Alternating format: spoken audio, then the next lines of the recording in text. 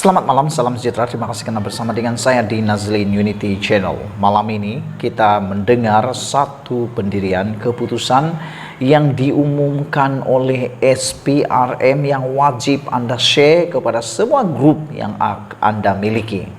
SPRM sejak kebelakangan ini di bawah kepimpinan Perdana Menteri kita yang terkini, yaitu yang amat berhormat Perdana Menteri Anwar Ibrahim, bergerak dengan begitu agresif, progresif, dan dinamik.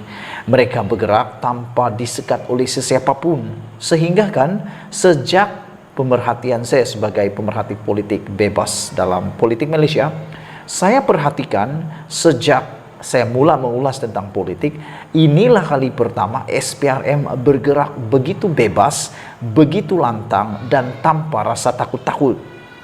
Saudara-saudara, adakah ini adalah bukti utama bahwa ianya disebabkan oleh tindakan Anwar Ibrahim mengesahkan dan juga mengisytiharkan perang rasuah habis-habisan?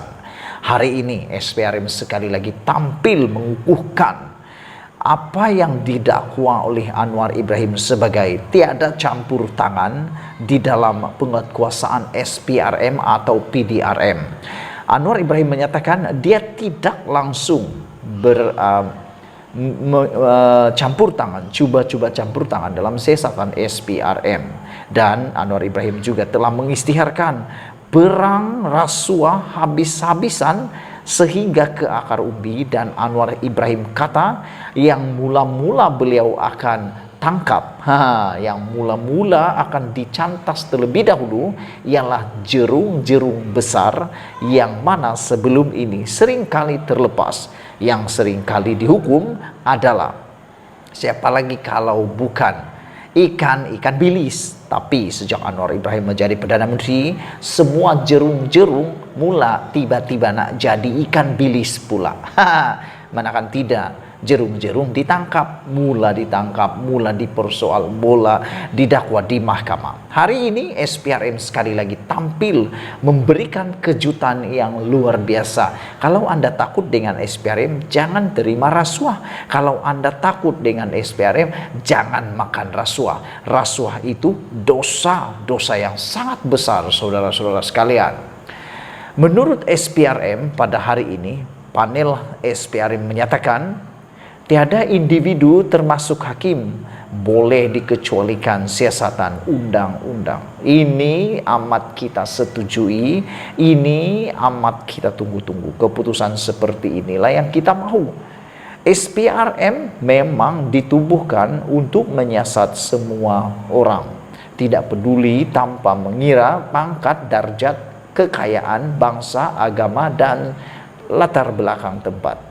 Siapa yang bersalah perlu disiasat. Sama ada bersalah atau tidak, itu belakang cerita. Karena mereka mempunyai hak untuk mempertahankan diri, dan pastinya SPRM tidak akan menganiayai Anda kalau tiada bukti. Kalau tidak ada bukti, pasti SPRM tidak akan mendakwa Anda. Oleh sebab itu, apabila saya membaca laporan ini, saya cepat-cepat ambil keputusan perlu menyokong tindakan panel SPRM ini menyatakan tiada individu termasuk hakim boleh dikecualikan siasatan undang-undang. Panel penilaian operasi SPRM hari ini menegaskan tiada mana-mana individu atau pihak termasuk badan kehakiman boleh dikecualikan daripada penyiasatan penguatkuasa undang-undang. Pengerusinya Datuk Ahmad Rosli Muhammad Syam berkata dakwaan Badan Peguam Malaysia yang menyatakan bahawa SPRM sebagai badan penguatkuasa tidak kompeten atau tidak mempunyai badan kuasa untuk menyiasat bekas hakim Mahkamah Tinggi adalah tidak benar. Saudara-saudara sekalian, yang menariknya tentang pendedahan ini, beliau berkata dalam kes berprofil tinggi seperti SRC Internasional, tanpa kecekapan SPRM menyiasat, kes itu tidak akan dapat bertahan dalam perbicaraan di mahkamah. Dalam kes SRC Internasional, terdapat sabitan yang kukuh serta melepasi beberapa peringkat rayuan oleh defendant, kata beliau. Kesimpulannya, saya berpendapat bahwa tiada sesiapa atau pihak yang berhak dikecualikan daripada penyiasatan oleh penguat kuasa undang-undang, sama ada anggota pentadbiran, badan perundangan atau badan kehakiman.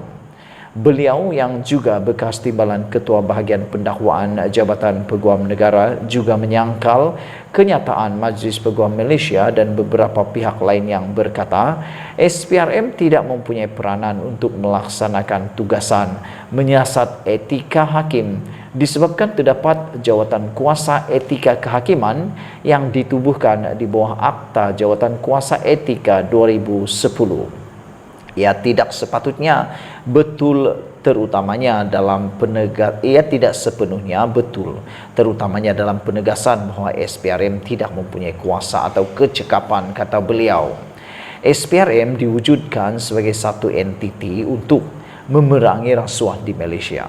Ia diberi kuasa oleh Akta Pencegahan Rasuah Malaysia 2009 untuk menyiasat sebarang bentuk rasuah dan salah guna kuasa.